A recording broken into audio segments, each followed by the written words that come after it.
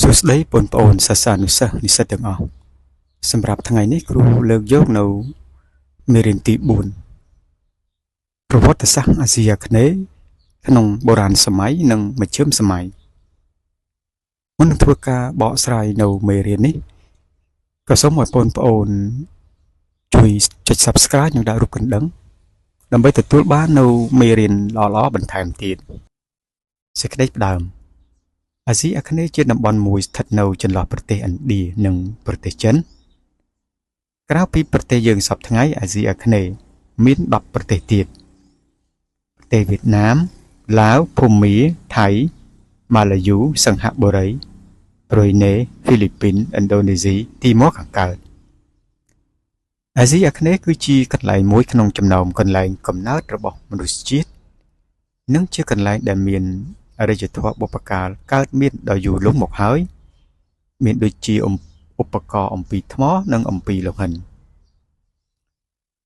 ចាប់ពីដើមគ្រិស្តសករាជដោយសារឥទ្ធិពលនៃអរិយធម៌ឥណ្ឌាចំពោះជនជាតិដទៃទៀតគេបានទទួលអរិយធម៌ចិនថែមទៀតនិងដោយសារការរីកចម្រើនអរិយធម៌មូលដ្ឋានរបស់ខ្លួនជនជាតិទាំងឡាយនៅអាស៊ីអាគ្នេយ៍បានបង្កើតរដ្ឋរៀងៗខ្លួនក្នុងលំនាំលូតលាស់ប្រវត្តិសាស្ត្ររបស់ខ្លួន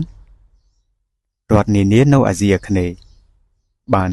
ផ្ដល់វិភាគទានជាច្រើនដល់សេដ្ឋកិច្ចនិងវប្បធម៌សកលលោកផ្ទុយទៅវិញដោយសារការកេងប្រវ័ញ្ចសក្តិភូមិនិងការវិនាសអន្តរាយដោយសារសង្គ្រាមគឺសង្គ្រាមរវាងពួកសក្តិភូមិគ្នាឯងការឈ្លានពានញឹកញាប់ពីបរទេសប្រជាជាតិទាំងនោះមានជីវភាពលំបាកវេទនាហើយសង្គមក៏មានការលូតលាស់យឺតបើប្រៀបធៀបទៅនឹងភូមិភាគនានាជាច្រើនទៀតលើពិភពលោកពីសតវត្សទី12ដល់សតវត្សទី19ពួកអាណានិគមនិយមអឺរ៉ុបបានចូលមកលុកលុយប្រទេសទាំងឡាយនៅអាស៊ីអាគ្នេយ៍ហើយប្រែក្លាយប្រទេសទាំងនោះទៅជាអាណានិគមឬទៅជារដ្ឋទ្រនាប់ក្នុងការតស៊ូរបស់ពួកគេដើម្បីពង្រីកមណ្ឌលឥទ្ធិពលរបស់គេ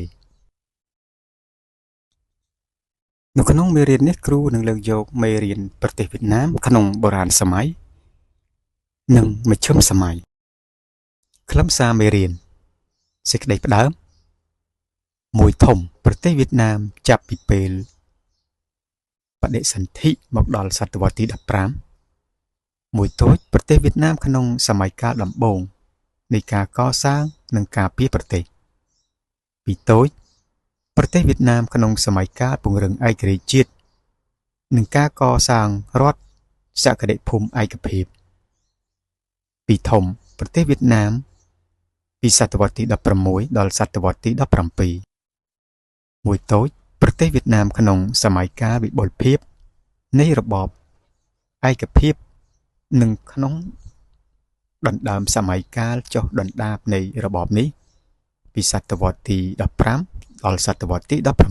16ពីរតូចអរិយធម៌វៀតណាមក្នុងបុរាណសម័យនិងមជ្ឈិមសម័យមួយធំប្រទេសវៀតណាមចាប់ពីពេលចាប់បដិសន្ធិដល់សតវត្សទី15មួយតូចប្រទេសវៀតណាមក្នុងសម័យកាលដំបូងនៃការកសាងនិងការពារប្រទេសប្រហែល 2000 ឆ្នាំមុនគ្រិស្តសករាជនៅទំនាបបាក់បូនិង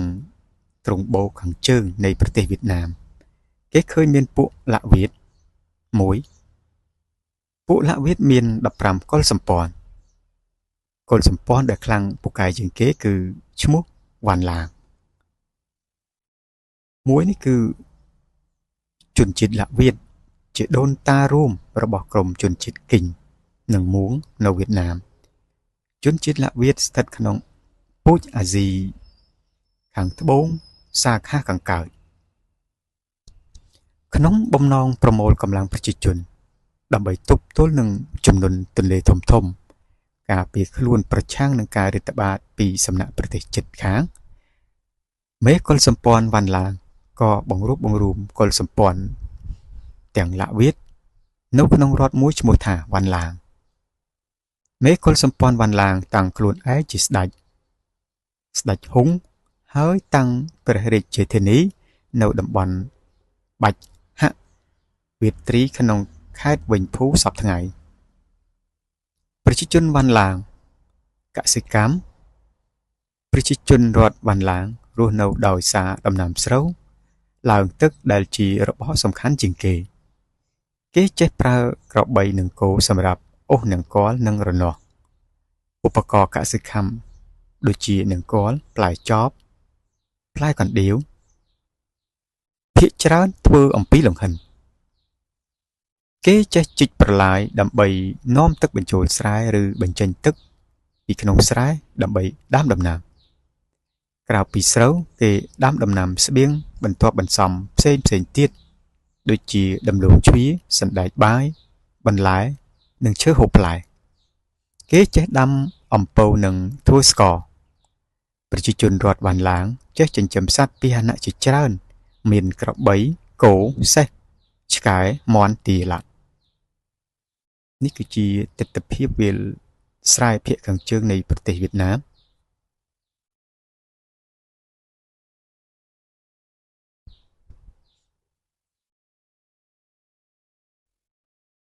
ការបរបាញ់និងនេសាទក្រៅពីការដាំដំណាំនិងចិញ្ចឹមសត្វជនជាតិឡាវៀតធ្វើការបរបាញ់និងនេសាទថែមទៀតគេគូសាក់លើខ្លួនដើម្បីការពារនឹងត្រីធំសិប្បកម្ម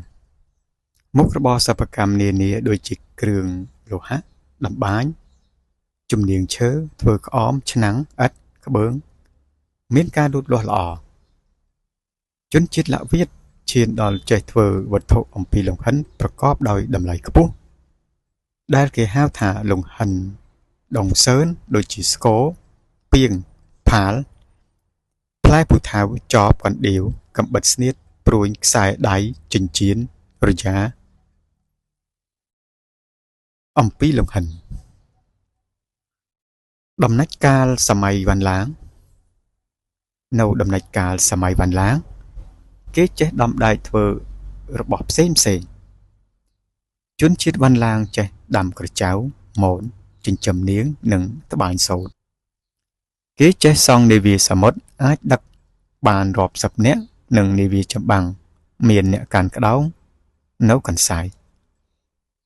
លំនៅរបស់គេច្រើនតែសង់ខ្ពស់ពីដីមានដំបូលកោងប្រាសាទនិងវាំងនានាសង់អំពីឥដ្ឋប្រក់ក្បឿងការវាយប្រហាររបស់ចិនចុងសតវត្សទី3មុនគ្រិស្តសករាជបន្ទាប់ពីបានបង្រួបបង្រួមប្រទេសចិនហើយអធិរាជទី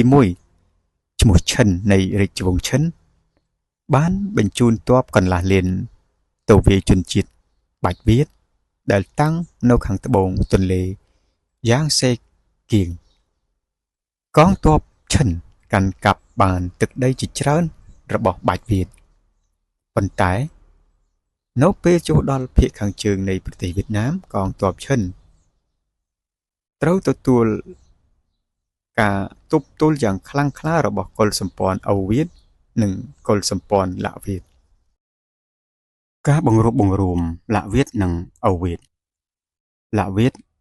បានរួបរួមជាមួយនឹងអូវៀតនៅតាមតំបន់ភ្នំនៃភាគខាងជើងវៀតណាមក្នុងសហភាពអូឡាគេបានជ្រើសតាំងធុកផាន់ដែលជាមេកុលសម្ព័ន្ធអូឡាឲ្យធ្វើជាអគ្គមេបញ្ជាការលើកងទ័ពសម្ព័ន្ធមិត្តនានា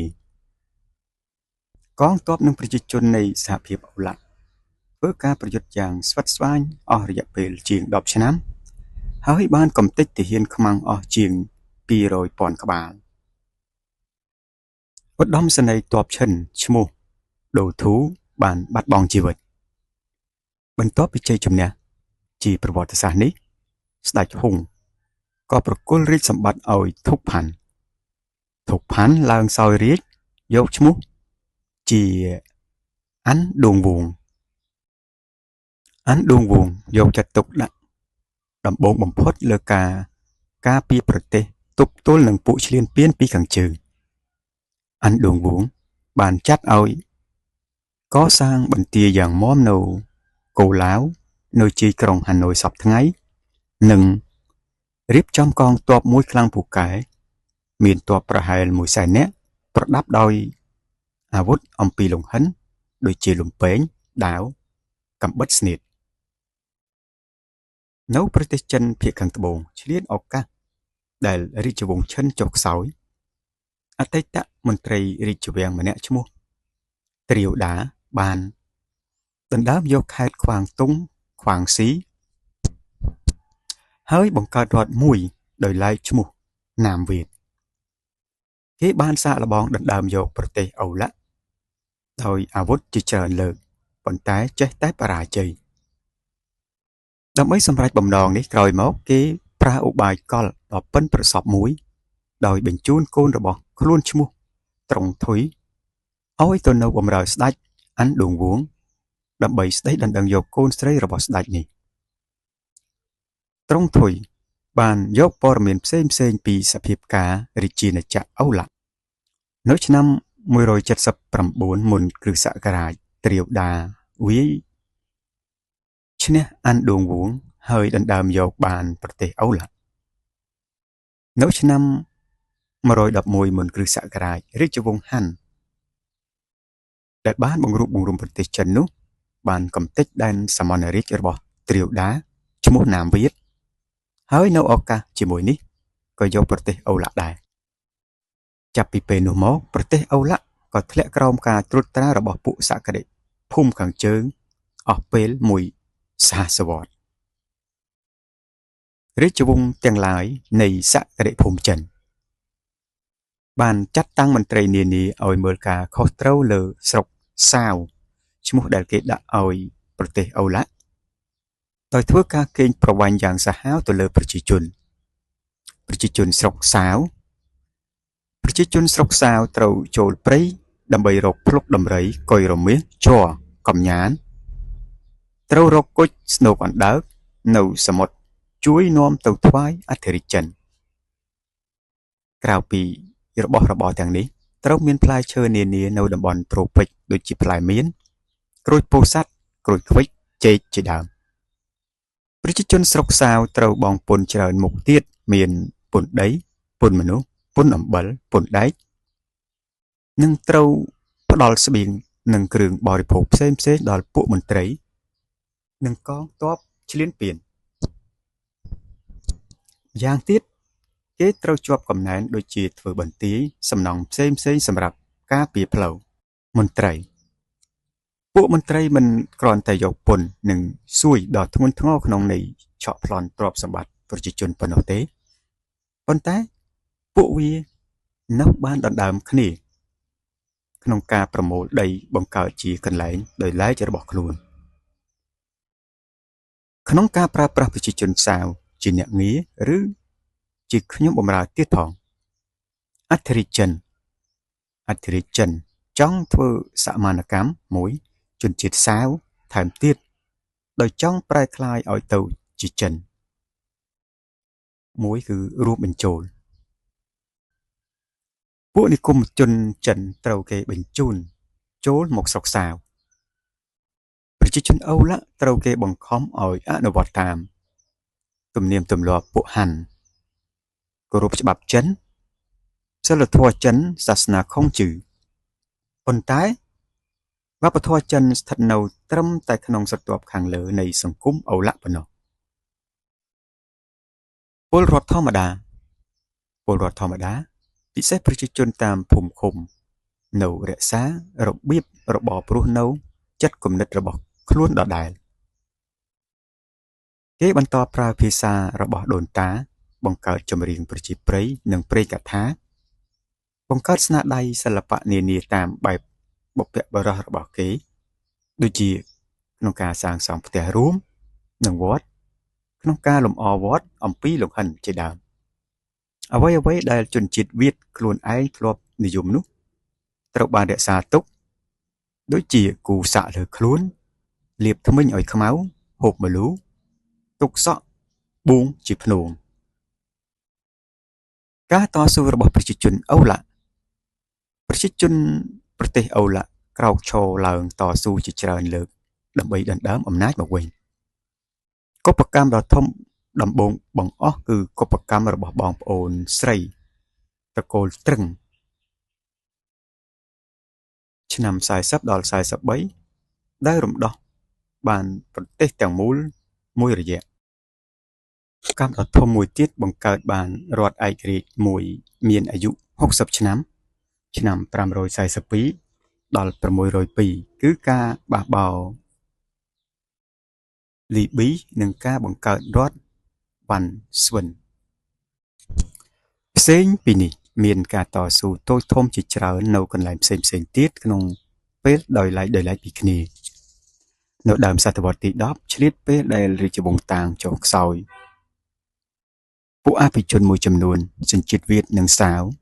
បានប្រកាសខ្លួនថាទៀតឌូស៊ូគឺជាងារដែលពួកស្ដេចតាងតែងប្រគល់ឲ្យអ្នកគ្រប់គ្រងនានានៅតំបន់ជាយដែននៃប្រទេសចិនត្រូវទទួលស្គាល់ហេតុការណ៍នេះគឺ906ការត្រួតត្រារបស់ពួកសក្តិភូមិខាងជើងលើប្រទេសអូឡាក៏ត្រូវបានបញ្ចប់ការបញ្ចប់ការត្រួតត្រារបស់ចិនបន្ទាប់ពីការរលំរលាយរាជវង្សតាងប្រទេសចិនត្រូវបានបែងចែកជា10ប្រទេសក្នុងចំណោមនោះប្រទេសណាមហាន់ស្ថិតនៅក្នុងខេត្តខ្វាងតុងណាមហាន់មានបំណងវាយដណ្ដើមយកប្រទេសអូឡាឆ្នាំ938កងទ័ពណាមហាន់បានចុះតាមផ្លូវសមុទ្រយ៉ាងច្រើនមកដល់ពាមទន្លេបាច់ដាងងូវៀនដែលជាអគ្គមេបញ្ជាការកងទ័ពវៀតបានឲ្យកងទ័ពបោះចំរងនៅពោះទន្លេក្បែរពាមដែលទ័ពសត្រូវចូលទីបំផុតពួកឈ្លានពានទទួលការខូចខាតស្លាប់ពលទាហានអស់ជាងពាក់កណ្ដាលហើយត្រូវបាក់ទ័ពរត់ខ្ចាត់ខ្ចាតជ័យជំនះជាប្រវត្តិសាស្ត្រនេះបានបញ្ចប់ការត្រួតត្រារយៈពេល1000ឆ្នាំរបស់ពួកសក្តិភូមិចិនមកលើវៀតណាមនិងបើកសក្ការៈឯករាជ្យឲ្យប្រជាជាតិវៀតណាម2ប្រទេសវៀតណាមក្នុងកាលសម័យពង្រឹងឯករាជ្យជាតិនិងកសាងរដ្ឋសក្តិភូមិឯកភាពបន្ទាប់ពីកំទេចកងទ័ពណាមហាន់ហើយងូវៀនឡើងសោយរាជហើយតាំងរាជវាំងនៅកូឡាវក្នុងជីក្រុងហាណូយសព្វថ្ងៃមរណភាពងូវៀនប៉ុន្តែក្រោយមរណភាពងូវៀននិងចំពោះមុខកង្វះសមត្ថភាពរបស់កូនគាត់ពួកស្ដេចត្រាញ់សក្តិភូមិក៏ធ្វើការបះបោរឡើងគឺជាសម័យកាល12ស៊ូខ្វិនស្ដេចប្រទេសតូចដេញបូលិញបានប្រមូលប្រទេសតូចទាំងអស់នោះនិងបង្រួបបង្រួមប្រទេសឡើងវិញដេញបូលិញឡើងសោយរាជក្នុងរាជមាននាមថាដេញទៀនហងហើយដាក់ឈ្មោះប្រទេសជាថ្មីថាដាយកូវៀតឬមហាវៀតដេញបូលិញបានតាំងរាជធានីនៅហឡូក្នុងខេត្តហាណាំនិញសព្វថ្ងៃបន្ទាប់ពីឃាតកម្មលើដេញឌៀនហងមកដោយសារកូនដែលត្រូវស្នងរាជនៅក្មេងនៅឡើយរាជវាំងក៏លើកលេហូនដែលជាអគ្គមេបញ្ជាការកងទ័ពឲ្យឡើងសោយរាជការលុកលុយរបស់អធិរាជចិនជាមួយលេហូនឆ្លៀតឱកាសដែលរាជវាំងដេញមានការវឹកវរនៅឆ្នាំ981អធិរាជចិនសម្រេចធ្វើការលុកលុយប្រទេសដាយកូវៀនដោយបានរៀបចំទីតាំងការពារយ៉ាងមាំជាមុនលេហូនកបញ្ឈប់បានដំណើរទ័ពជើងទឹករបស់ចិននៅលើទន្លេបាច់ដាងនិងកងទ័ពជើងគោកនៅច្រកជីឡាងក្នុងខេត្តឡាសឺនសព្វថ្ងៃដោយរងការខូចខាតយ៉ាងដំណំដូចនេះកងទ័ពរបស់សុងដកថយយ៉ាងរហ័សលេឡុងដេញនឹងការចូលមរណភាពកូនរបស់លេហូនឈ្មោះលេឡុងដេញដែលសោយរាជបន្តជាមនុស្សសាហាវចូលចិត្តល្បែងសាហាវល្មោបកាមតណ្ហាគ្មានព្រំដែនធ្លាក់ខ្លួនចុះខ្សោយមិនអាចទប់ខ្លួនអង្គុយបានហើយត្រូវដេកស្លាប់នៅពេលធ្វើសវនកម្មនៅក្នុងសៀវភៅប្រវត្តិសាស្ត្រគេហៅឈ្មោះថាស្ដេចដេកធ្វើការលីកុងអិនអគ្គមេបញ្ជាការក្រោយមរណភាពរបស់លេឡុងដេញរាជវាំងបានប្រកាសឲ្យអគ្គមេបញ្ជាការកងទ័ពឈ្មោះលីកុងអិនធ្វើជាស្ដេចរាជវង្សថ្មីមួយក៏ត្រូវបានបង្កើតឡើងរាជវង្សងូដេញនិងលេមុនជារាជវង្សខ្លីៗ ហើយបន្តគ្នាក្នុងចង្វាក់មួយរហ័សប៉ុន្តែគេនៅបានផ្ដល់វិភាគទានដ៏មានតម្លៃដល់ការពង្រឹងឯកភាពជាតិនិងដល់ការកសាងសេដ្ឋកិច្ចមួយឯករាជ្យលីកុងអិនឆ្នាំ1010លីកុងអិនឡើងសោយរាជ្យនិងបង្កើតរាជវង្សលី1010ដល់1226គេបានតាំងរាជធានីនៅថាឡុងងាកហោះនៅត្រង់កន្លែងក្រុងហាណូយសពថ្ងៃនិងដាក់ឈ្មោះប្រទេសថាដៃវៀតមហាវៀតរាជវង្សលីសម្រេចបានការពង្រឹងអំណាចប្រមូលផ្ដុំនិងកសាងបានកងទ័ពមួយខ្លាំងក្លាកសិកម្មដែលជាកម្មវត្ថុនៃការយកចិត្តទុកដាក់យ៉ាងខ្លាំងរបស់រដ្ឋក៏ត្រូវបានលូតលាស់យ៉ាងខ្លាំងឧស្សាហកម្មនិងពាណិជ្ជកម្មសកម្មភាពឧស្សាហកម្មនិងពាណិជ្ជកម្មក៏មានសន្ទុះខ្លាំងដែរការបែងចែកវណ្ណៈសង្គមក្នុងសម័យលីមានបែងចែកជាវណ្ណៈសំខាន់ពីរគួរកត់សម្គាល់មួយវណ្ណៈម្ចាស់ដីសក្តិភូមិស្ដេចអភិជនពួកមន្ត្រីនិងលំដាប់ឋានៈពុទ្ធសាសនានិងពីរវណ្ណៈកសិករវណ្ណៈម្ចាស់ដីសក្តិភូមិជាវណ្ណៈជិះជាន់វណ្ណៈកសិករជាវណ្ណៈត្រូវគេជិះជាន់កេងប្រវ័ញ្ចក្នុងវណ្ណៈម្ចាស់ដីសក្តិភូមិស្ដេចស្ថិតនៅលើគេស្ដេចកាន់កាប់កម្មសិទ្ធិកម្ពុជាបំផុតលើដីទាំងអស់ក្នុងប្រទេសក្នុងពួកអភិជនភាគច្រើនជាបងប្អូនរបស់ស្ដេចនិងជាអ្នកបម្រើដ៏ស្មោះត្រង់របស់ស្ដេចពួកទាំងនេះទទួលដីពីស្ដេចដោយរំលែកយកដីសហគមន៍បង្កើតជាដីកម្មសិទ្ធិឯកជនពួកកសិករសហគមន៍ត្រូវបង់ពន្ធដីបំពេញកំណែនឲ្យរដ្ឋឬស្ដេចត្រាញ់ក្នុងពេលមានសន្តិភាពកសិករជាកម្លាំងផលិតកម្មសារវ័នរបស់សង្គមពេលសង្គ្រាមគេជាកម្លាំងទ័ពសំខាន់ក្នុងការប្រយុទ្ធដើម្បីការពារប្រទេសពួកសិប្បករនិងពាណិជ្ជករក្រៅពីវណ្ណៈសំខាន់ពីរនេះនៅមានសិប្បករនិងពាណិជ្ជករទៀតពួកនេះក៏ត្រូវបង់ពន្ធនិងប្រគល់ផលិតផលរបស់ខ្លួនមួយចំណែកឲ្យទៅរដ្ឋដែរស្រទាប់ដែលលំបាកវេទនាជាងគេនៅក្នុងសង្គមគឺស្រទាប់អ្នកងារពួកអ្នកងារគឺជាអ្នកមានទោសឆ្លើយសឹកឬកសិករក្រីក្រដែលបាត់បង់សេរីភាពរបស់ខ្លួននិងប្រពន្ធកូនរបស់កសិករទាំងនេះដែលបាត់បង់សេរីភាព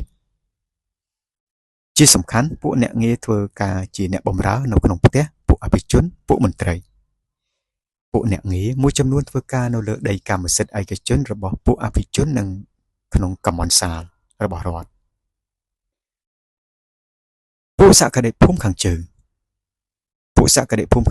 មិនបោះបង់ចោលឧបាយកលពឹសពុលរបស់គេដែលចង់យកប្រទេសដៃវៀតនោះទេនៅរវាងពាក់កណ្ដាលសតវត្សទី11ក្នុងបំណងឈ្លានពានប្រទេសដៃវៀតជាថ្មីអធិរាជសុងបានធ្វើការប្រមូលផ្ដុំស្បៀងនិងអាវុធនៅក្បែរព្រំដែនចិនដៃវៀតពិសេសនៅបន្ទាយអុងជូវណាននីងខ្វាងស៊ីដើម្បីប្រឆាំងនឹងការរៀបចំសង្គ្រាមរបស់ពួកសត្រូវនៅដំណាច់ឆ្នាំ1075ឧត្តមសេនីយ៍លីធឿងគៀតបានធ្វើការវាយឆ្មក់មិនឲ្យដឹងខ្លួនទៅលើបន្ទាយអ៊ុងជូងនិងដុតបំផ្លាញស្បៀងអាវុធដែលស្តុកនៅទីនោះតែទោះជាយ៉ាងណាក៏ដោយក៏នៅដំណាច់ឆ្នាំ1076អធិរាជសុងបានបញ្ជូនកងទ័ពយ៉ាងធំដឹកនាំដោយឧត្តមសេនីយ៍ខាច់គីមកវាយប្រទេសដៃវៀតទ័ពថ្មើរជើង100,000នាក់សេះ10,000នាក់កងដឹកជញ្ជូន200,000នាក់ប៉ុន្តែកងទ័ពនេះមិនអាចឆ្លងទីតាំងការពារដែលឧត្តមសេនីយ៍លីធឿងគៀតរៀបចំនៅលើត្រើយខាងត្បូងទន្លេកោបានឡើយកងទ័ពសត្រូវកំទេចអស់ជាងពាក់កណ្ដាលជាទីបញ្ចប់កងទ័ពសុងត្រូវតែយល់ព្រមចុះសន្ធិសញ្ញាសន្តិភាពនិងដកថយរាជវង្សត្រឹងនៅដើមសតវត្សទី13រាជវង្សលីចុះខ្សោយពេលនោះគ្រួសារត្រឹងដែលជាកម្លាំងសក្តិភូមិខ្លាំងជាងគេបានទម្លាក់ស្ដេចលីនិងបង្កើតរាជវង្សត្រឹង1226ដល់1400នៅពេលនោះដែរនៅភាគខាងជើងចក្រភពម៉ុងហ្គោល ទើបតែនឹងបង្កើតឡើងហើយកំពុងតែវិទីទឹកដីនៅគ្រានោះរាជវាំងត្រឹងត្រូវអនុវត្តការស្ដារនិងពង្រីកសេដ្ឋកិច្ចនិងត្រូវយកចិត្តទុកដាក់ពង្រឹងអំណាចឯកភាពនិងកសាងកងទ័ពមួយខ្លាំងក្លាដើម្បីត្រៀមទប់ទល់នឹងពួកឈ្លានពានពីខាងជើងក្នុងចន្លោះ30ឆ្នាំ1258ដល់1288ពួកម៉ុងហ្គោលយួនបានឈ្លានពានប្រទេសដៃវៀតចំនួន3លើកប៉ុន្តែទាំង3លើកនេះពួកគេត្រូវទទួលបរាជ័យយ៉ាងដំណំពីសំណាក់កងទ័ពនិងប្រជាជនដៃវៀតក្រោយជ័យជំនះលើពួកឈ្លានពានស្ដេចត្រឹងរំលែកយកដីសហគមន៍មួយចំនួនធំដើម្បីផ្ដល់ជារង្វាន់ដល់ឧត្តមសេនីយ៍និងនាយទាហានមានថ្វីដៃទាំងឡាយក្នុងពេលជាមួយគ្នានោះពួកអភិជននិងមន្ត្រីដណ្ដើមកាន់កាប់ដីដើម្បីពង្រីកទ្រព្យវិស័យរបស់ខ្លួនកសិករមិនត្រឹមតែត្រូវគេកំហែងយកដីប៉ុណ្ណោះទេថែមទាំងត្រូវធ្វើការឲ្យពួកស្ដេចត្រាញ់ទ្វេឡើងថែមទៀតការកេងប្រវ័ញ្ចលើវណ្ណៈកសិករកើនឡើងយ៉ាងខ្លាំងក្លាកសិករជាច្រើនត្រូវចាកចោលភូមិខ្លួនដើម្បីស្វែងរករស់ឬលក់ខ្លួនជាអ្នកងារការបះបោររបស់កសិករនិងអ្នកងារផ្ទុះឡើងនៅគ្រប់ទីកន្លែងឆ្លៀតឱកាសដែលរាជវង្សហូពុំទាន់មានពេលពង្រឹងអំណាចនិងប្រមូលប្រជាជនរាជវាំងមិញគឺរាជវង្សគ្រងរាជ្យនៅប្រទេសចិនធ្វើការរាតត្បាតប្រទេសដៃវៀតដោយពុំអាចប្រមូលផ្ដុំប្រជាជនទាំងអស់ក្នុងសង្គ្រាមតស៊ូប្រឆាំងការឈ្លានពានបរទេសបានហូឃ្វីលីទទួលបរាជ័យយ៉ាងរហ័សគឺ1407ពីរធំប្រទេសវៀតណាមពីសតវត្សទី16ដល់សតវត្សទី17មួយតូចប្រទេសវៀតណាមក្នុងសម័យកាលវិបុលភាពនៃរបបឯកភាពនិងក្នុងបណ្ដើមសម័យកាលចុះដុនដាបនៃរបបនេះពីសតវត្សទី15ដល់សតវត្សទី16បន្ទាប់ពីបរាជ័យរបស់ហូឃ្វីលីរាជវាំងមិញចាប់តាំងត្រួតត្រាដៃវៀតបំណងយកដៃវៀតដាក់ជាស្រុកមួយរបស់ប្រទេសចិនពួកមិញត្រួតត្រាកេងប្រវ័ញ្ចប្រជាជនដៃវៀតយ៉ាងសាហាវនិងវាយបង្ក្រាបយ៉ាងឃោរឃៅគ្រប់ចលនាតស៊ូរបស់ខ្លួនពួកនេះមានគម្រោងធ្វើសមានកម្មប្រជាជនដៃវៀតទៀតផងក្នុងបំណងនេះពួកមិញប្រមូលនិងដុតសៀវភៅរបស់ដៃវៀតចោលរួចចេញក្រឹត្យលុបបំបាត់ទំនៀមទម្លាប់របៀបស្លៀកពាក់និងបង្ខំដាក់កាតព្វកិច្ចរស់នៅនិងស្លៀកពាក់តាមចិនតាំងពីដើមដំបូងពួកមិញប៉ះទង្គិចនឹងចលនាតស៊ូដោយអាវុធយ៉ាងទូលំទូលាយដែលផ្ទុះឡើងនៅគ្រប់ទិសទី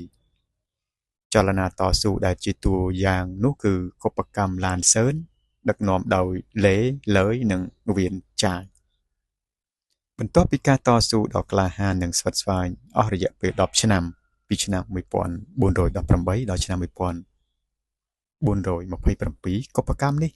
ទទួលបានជោគជ័យពេញលេញរាជវង្សលេនៅឆ្នាំ1428លេលើយឡើងសោយរាជបង្កើតរាជវង្សលេរាជធានីតាំងនៅថាឡុងដើម្បីស្ដារសេដ្ឋកិច្ចដែលត្រូវបំផ្លិចបំផ្លាញយ៉ាងធ្ងន់ធ្ងរដោយពួកមិញត្រួតត្រានិងដោយសង្គ្រាមរាជវាំងលេបានលើកទឹកចិត្តប្រជាជនឲ្យវិលត្រឡប់មកភូមិស្រុកដើម្បីប្រកបដំណាំលើដីដែលបោះបង់ចោលនោះវិញនិងរៀនដីថ្មីទៀតកសិកម្មរាជវង្សលេរដ្ឋតែងតាំងអ្នករដ្ឋការទទួលបន្ទុកជាពិសេសក្នុងការគ្រប់គ្រងកសិកម្មនិងធារាសាស្ត្រជួយកសិករស្ដារនិងពង្រីកកសិកម្មជួសជុលការពារនិងកសាងសំណង់ធារាសាស្ត្រមានជាអាចទំនប់បារាយណ៍និងប្រឡាយបញ្ចូលទឹកដូចនេះកសិកម្មត្រូវបានស្ដារយ៉ាងឆាប់រហ័សលក្ខខណ្ឌរស់នៅរបស់ប្រជាជនមានលំនឹងឧស្សាហកម្មរាជវង្សលេឧស្សាហកម្មនិងពាណិជ្ជកម្មក្នុងនិងក្រៅប្រទេសរីកចម្រើនជាលំដាប់រាជធានីថាំងឡុងមាន36សង្កាត់ប្រជាជនសិប្បករនិងឈ្មួញម្យ៉ាងទៀតផូហានជាបុរីនិងជា កំពុងផែពាណិជ្ជកម្មដ៏សំខាន់ដែលស្ថិតក្នុងខេត្តហៃហឹងបច្ចុប្បន្នត្រូវបានចាត់ទុកជាមជ្ឈមណ្ឌលសេដ្ឋកិច្ចទី2បន្ទាប់ពីរាជធានីថាំងឡុងនយោបាយរាជវង្សឡេដើម្បីពង្រឹងឯករាជ្យនិងឯកភាពប្រទេសកសាងរដ្ឋមួយខ្លាំងក្លា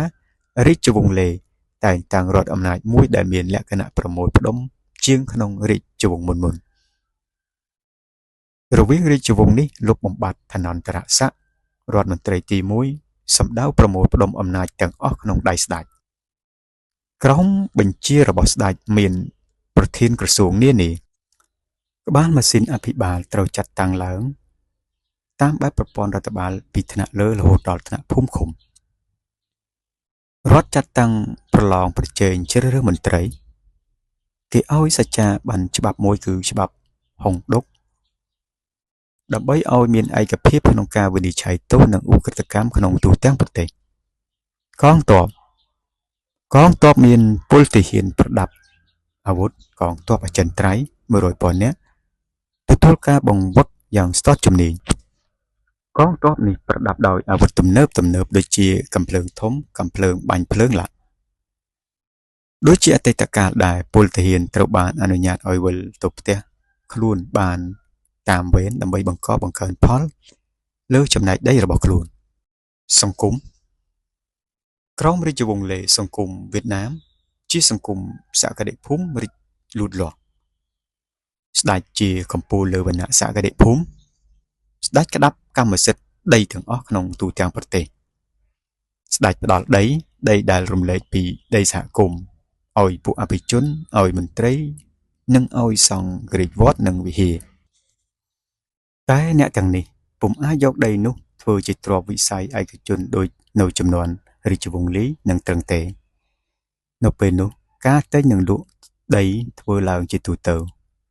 អភិជននិងមន្ត្រីអាងលើអំណាចនយោបាយរបស់ខ្លួនដើម្បីដណ្ដើមយកដីឬក៏ទិញដីកសិករដោយថ្លៃថោកកសិករមួយចំនួនឆ្លៀតកេងប្រវ័ញ្ចកសិករក្រនិងអនុវត្តវិធីចងការប្រាក់ពួកនេះដណ្ដើមកាន់កាប់ដីដោយទិញថោកឬដោយផាត់បំណុលហើយបានក្លាយជាម្ចាស់ដីកសិករគ្មានដីឬមានដីបន្តិចបន្តួចពុំគ្រប់គ្រាន់ត្រូវប្រវាស់ធ្វើការស៊ីឈ្នួលពួកម្ចាស់ដីម្យ៉ាងកសិករក្រទាំងនេះត្រូវបង់ពន្ធដារធ្វើការងារកំណែនសម្រាប់រដ្ឋនិងធ្វើបរិច្ចាគកិច្ចយោធាម្យ៉ាងទៀតកសិករបង់ធនលាភដីនិងការប្រាក់ឲ្យម្ចាស់ដីទៀតអត្ថិភាពរបស់កសិករទាំងនេះមិនធានាក្នុងបណ្ដាឆ្នាំកសិផលល្អអត្ថិភាពកសិករមានលំនឹងជាបង្គួរប៉ុន្តែកាលណាជួបប្រទះនឹងគ្រោះធម្មជាតិដូចជាទឹកជំនន់ខ្យល់ព្យុះរីងស្ងួតជំងឺធ្វើការលំបាកជាចៃដន្យកសិករត្រូវខ្ចីបុលដោយការប្រាក់ធ្ងន់ធ្ងរឬលក់កូនខ្លួនជួនកាលក្នុងករណីស្ថានភាពផុតនិស្ស័យកសិករត្រូវចាកចោលភូមិស្រុកដើម្បីផ្សងព្រេងឬប្រមូលផ្ដុំគ្នាដើម្បីសាកល្បងកាច់បំបាក់នឹមដោយការបះបោរវិបត្តិរាជវង្សចាប់ពីដើមសតវត្សទី16ស្ដេចរាជវង្សឡេគិតតែពីរស់ក្នុងប្រណិតភាពនិងកាមតណ្ហាក្នុងរាជវាំងពួកអភិជនចែកចេញជាបពុហើយកាប់សម្លាប់គ្នាឯងរដ្ឋលែងយកចិត្តទុកដាក់ដល់ការលូតលាស់ផលិតកម្មដល់ការថែទាំទំនប់និងសំណង់ធារាសាស្ត្រផ្សេងទៀតទឹកជំនន់ភាពរាំងស្ងួតគ្រោះធម្មជាតិផ្សេងមានជាបន្តបន្ទាប់ឥតដាច់ការបះបោររបស់កសិករជាច្រើនផ្ទុះឡើងនៅគ្រប់ទីកន្លែងឆ្នាំ1557ឆ្លៀតពេលដែលរាជវាំងលេចុះអន់ថយនាយទាហានម្នាក់ឈ្មោះម៉ាក់ដាដុងដណ្ដើមរាជស្ដេចហើយបង្កើតរាជវង្សម៉ាក់នាយទាហានម្នាក់ទៀតឈ្មោះងវៀនគីមបានភៀសខ្លួនទៅនៅតំបន់ភ្នំក្នុងខេត្តថាញ់វ៉ាដើម្បីចាត់តាំងការតស៊ូគូបដិបកពីរនេះច្បាំងគ្នាជាប់ជាង30ឆ្នាំនៅទីបំផុតភាគខាងវៀនគីមដឹកនាំដោយទ្រិញគៀមជាកូនប្រសារនិងជាអ្នកស្នងវាឈ្នះពួកម៉ាក់និងស្ដាររាជវង្សឡេឡើងវិញគឺឆ្នាំ1592 ប៉ុន្តែនៅពេលនោះស្ដេចលេគ្រាន់តែជាអាយ៉ងមួយប៉ុណ្ណោះអំណាចទាំងអស់ស្ថិតនៅក្នុងដៃពួកទ្រីងទន្ទឹមនឹងរាជវាំងលេពួកទ្រីងបានបង្កើតរាជវាំងស្ដេចត្រាញ់មួយដែលដោះស្រាយគ្រប់កិច្ចការនៃរាជាណាចក្រទាំងអស់ផែនទីបង្ហាញប្រហែលជាតំបន់មួយចំនួនបានកាន់កាប់ដោយពួកទ្រីងវៀនម៉ាក់និងចម្ប៉ាប្រហែលឆ្នាំ1640ពណ៌ត្នោតដែនដីទ្រីង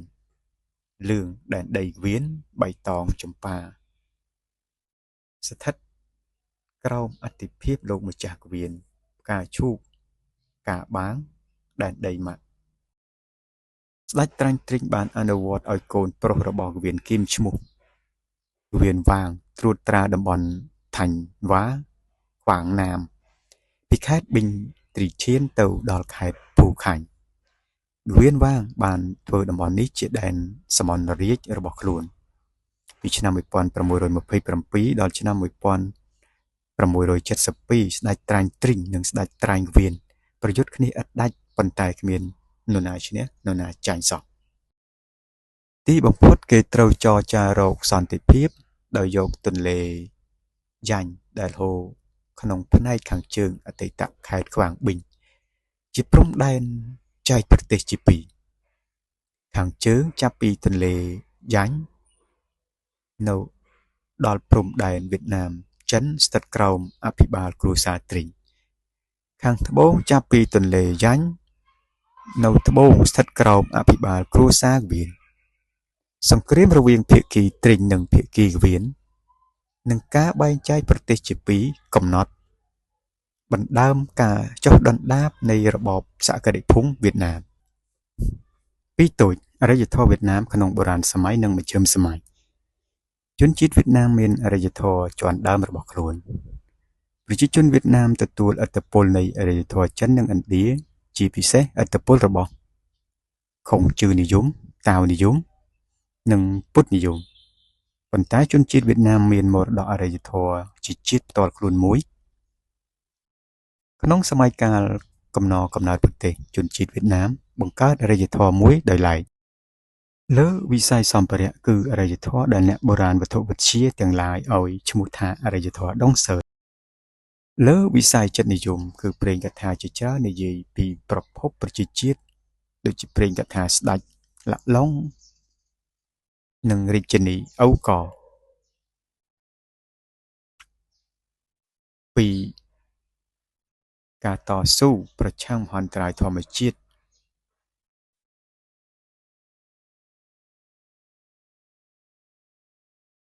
ព្រេងកថាអ្នកតាទឹកអ្នកតាភ្នំនិងប្រឆាំងការឈ្លានពានបរទេសព្រេងកថាកុមារភូមិភូដុងរបបសក្តិភូមិរាជវង្សលីត្រឹងនិងលេក្នុងសម័យកាលកសាងនិងការលូតលាស់របបសក្តិភូមិរាជវង្សលីត្រឹងនិងលេវប្បធម៌ជាតិវៀតណាមមានការរីកលូតលាស់ខ្លាំងថែមទៀតទន្ទឹមនឹងបម្រើបំរាស់អក្សរហានជនជាតិវៀតណាមបង្កើតអក្សរនោមយកតាមលំនាំអក្សរហានដើម្បីសរសេរភាសាវៀតណាមស្នាដៃអក្សរសិល្ប៍ជាច្រើនជាអក្សរហាននិងអក្សរនោមបានចាប់បដិសន្ធិឡើងដូចជារបៀបវារៈរបស់ត្រឹងហឹងដាវចំពោះនាយទាហាននិងពលទាហានសេចក្តីថ្លែងការណ៍ពីសន្តិភាពកម្មនៃពួកឈ្លានពានងោរបស់វៀនចាយប្រឡោមលោកពាក្យកាបឈ្មោះគឹមប៊ុនគៀវរបស់វៀនយូអំពីស្នាដៃអក្សរសិល្ប៍ស្នាដៃអក្សរសិល្ប៍ទាំងនេះមានតម្លៃធំធេងណាស់ទាំងផ្នែកខ្លឹមសារទាំងផ្នែកអត្ថរូប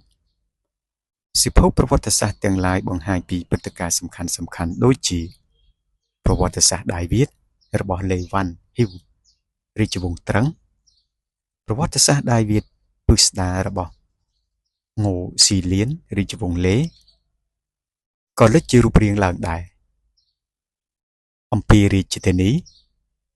ទីក្រុងថាំងឡុងជារាជធានីប្រទេសដៃវៀតក្នុងរយៈពេល7សតវត្សពីសតវត្សទី11ដល់សតវត្សទី